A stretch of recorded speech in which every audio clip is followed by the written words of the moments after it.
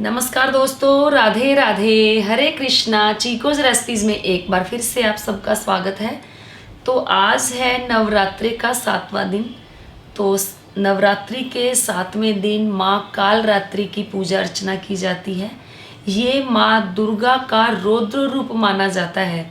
तो काल रात्रि का मतलब होता है काल अर्थात समय, और रात्रि का मतलब होता है रात।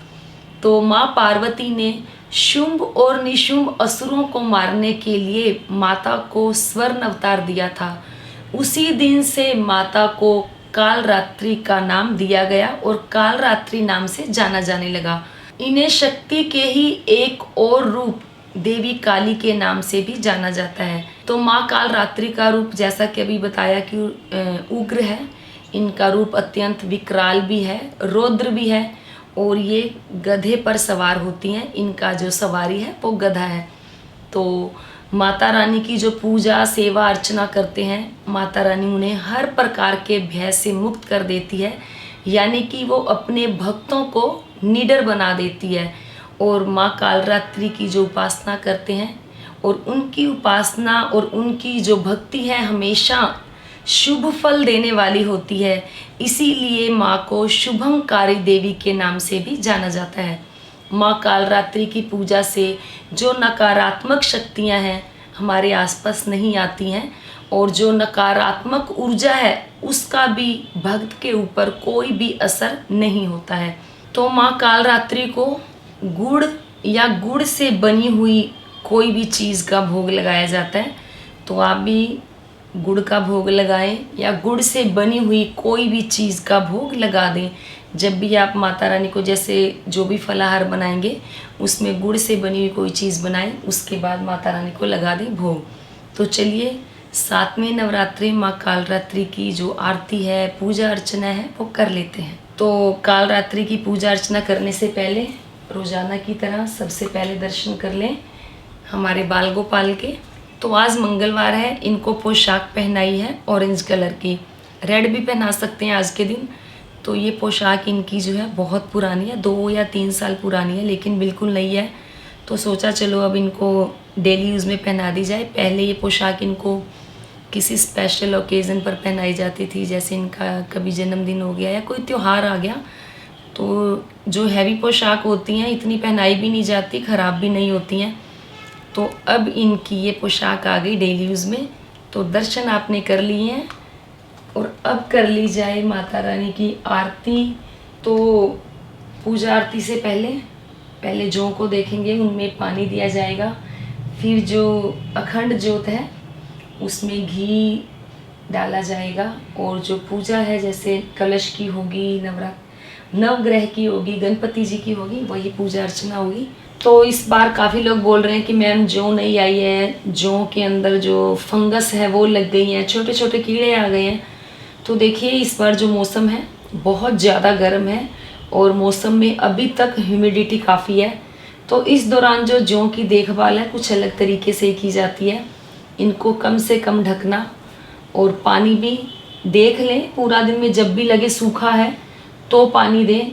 मतलब ये है कि इनकी इस मौसम के अंदर देखभाल की ज़रूरत ज़्यादा होती है। जब मौसम एकदम से ही ठंडा आ जाता है फिर तो इनको दिक्कत ही नहीं होती, क्योंकि सही रहते ही रहते हैं। लेकिन इस वक्त जो मौसम है उसके अंदर मॉइस्चर अभी भी है, तो थोड़ा परेशानी आप लोगों को आ रही होगी। बाकी रही बात शुभ अशुभ की, ऐसा कुछ नहीं होता। मैं अपनी पूजा में हमेशा बताती हूँ वीडियोज़ में कि कुछ भी अशुभ नहीं होता है, भगवान के सब काम हमेशा शुभ ही होते हैं। तो चलिए अब अखंड ज्योत में डाल दिया जाए घी, और उनको भी देख लिया जाए। तो ये देखिए ये पलक्कर से मैंने ज्योत को ऊपर भी किया है, लेकिन ज्योत शांत नहीं हुई, एकदम से ही सही है। तो बस साथ में एक ज्योत हमेशा जलाकर रखें, जिससे कि अगर ज्योत शांत होती भी है तो हम तुरंत जला दें। तो घी डाल दिया और अब इसके ऊपर ढक दी जाए जाली। तो कुछ लोग बोल रहे थे कि मैम ये जाली कहाँ मिलती है? तो जहाँ पूजा का सामान मिलता है तो ये जाली वहीं मिलती है। और अब कर ली जाए कलश की पूजा। गण गणपति नमः। भी कर ली जाए गणपति जी की। ओम गंग गणपति नमः। नवग्रह की पूजा। ओम ब्रह्मा मुरारी स्वाहा।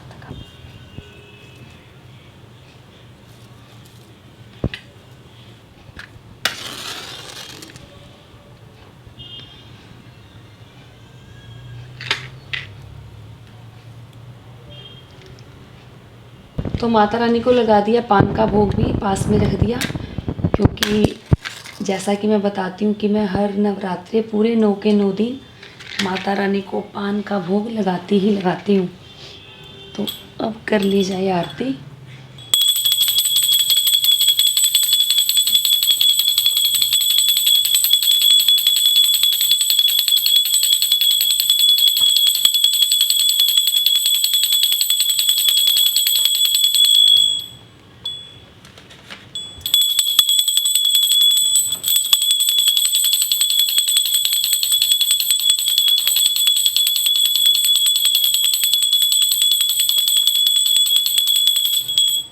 तो ये थी 7वें नवरात्रे कालरात्रि की जो पूजा अर्चना मैंने कैसे की। और अब ले लिए जाए आपके 2-4 सवालों के जवाब। वैसे भी आज बोला नहीं जा रहा है क्योंकि मेरा जो गला है काफ़ी ख़राब हो रहा है। तो सवाल है किशोर कुमार का कि आप ये बताएं कि आज मैंने अपनी पुस्तक घर के किन्हीं सदस्यों को पढ़ने दिया, मैं दूसरी पुस्तक से पाठ किया, इससे कोई हानि तो नहीं होगी ना? तो जी बिल्कुल भी हानि नहीं होगी। कोई भी किताब, कोई भी धार्मिक ग्रंथ जो होता है वो घर में कोई भी सदस्य पढ़ सकता है। हाँ, आपका जो जाप वाली माला है वो सिर्फ आपकी अपनी होती है, उस माला से आप ही जाप कर सकते हैं, लेकिन कोई दूसरा घर का सदस्य उस माला से जाप नहीं कर सकता और ना ही जाप करने वाली माला को पहना जाता है। फिर सवाल है मुनि मुंडा का कि क्या व्रत में चाय पी सकते हैं? मैं नहीं पीती बट आज पी ली। तो जी कोई बात नहीं, अगर आपने चाय पी ली, कुछ लोगों का जैसे चाय ना पीने से सर दर्द हो जाता है, तो ठीक है, चाय पीना मैं ये नहीं कहती कि अच्छी बात है, तो लेकिन जिनको आदत है वो पियेंगे ही पियेंगे। तो ऐसा नहीं कि आपका व्रत खंडित हो गया। फिर सवाल है ईशिका का कि मैम क्या माता रानी को रोज़ फूलों की माला पहनानी ज़रूरी होती है? तो जी ऐसा ज़रूरी नहीं है। हाँ, आप उनके पास फूल रख सकती हैं तो अच्छा लगता है, खुशबू बनी रहती है। और वैसे तो श्रद्धा और भावों के फूल से तो अच्छे कोई फूल हो ही नहीं सकते। अगर इजीली आपके घर के आसपास फूलों की माला मिल जाती है या फूल मिल जाते हैं तो माता रानी को आप 1-2 फूल ज़रूर चढ़ाएं। फिर सवाल है ईशिका का है कि आपके आंटी जी आपके कलश के पत्ते नहीं सूखे? तो जी बिल्कुल, जो मैंने कलश स्थापना की है उनके पत्ते जो है वो नहीं सूखे हैं, क्योंकि पत्तों को पूरा पानी के अंदर डुबोकर अगर रखेंगे तो जो पत्ते हैं वो कभी भी नहीं सूखेंगे। फिर सवाल है टेस्टी रेसिपी का कि मैम सप्तमी को भी स्थापना कर सकती हूँ क्या? तो जी बिल्कुल, आप जैसे नया विग्रह लेकर आए हैं, नवरात्रि के पहले दिन स्थापना नहीं कर पाए, तो पूरे नवरात्रे के दौरान किसी भी दिन आप उनकी स्थापना, उनकी प्राण प्रतिष्ठा कर सकते हैं। माता रानी की कर सकते हैं, या जैसे कोई विग्रह बाल गोपाल है, राधा कृष्ण है, उन सब की आप स्थापना कर सकते हैं।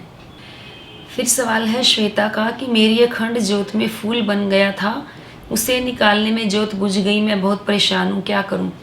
तो जी मैं रोज़ आप लोगों को बताती हूँ कि जब भी जैसे फूल बनता है या ज्योत का धागा आपको ऊपर करना होता है तो आपको एक ज्योत साथ में जलानी होती है।